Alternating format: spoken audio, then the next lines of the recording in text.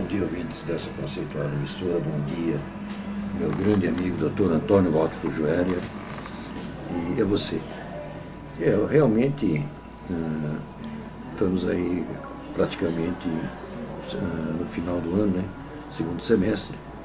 Está sendo cogitado, logicamente, que terão novos candidatos, mesmo porque na Câmara Municipal nós temos 21 vereadores. E todos estão aptos a ser presidentes e outros cargos da mesa diretora. Eu fui cogitado realmente, e seria a quarta vez, né? E estamos aí conversando, dialogando com os colegas, verificando a formação, primeiro, da mesa, né, diretora.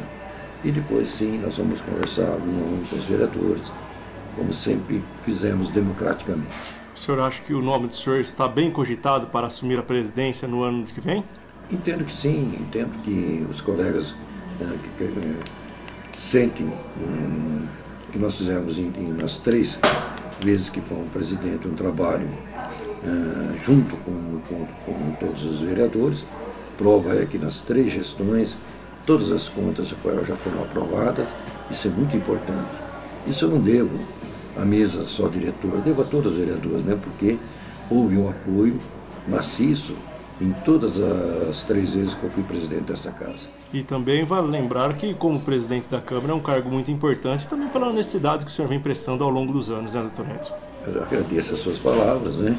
E eu acho que a gente tem que manter, mesmo porque a política se faz com lealdade, com seriedade e, acima de tudo, com bom senso.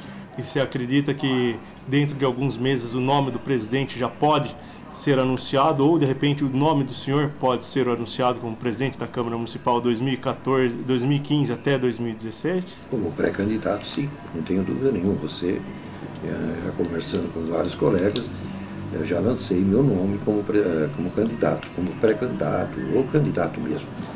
Logicamente que existirão outros e a democracia, Estado de Direito é assim mesmo. Jornal DBC Web.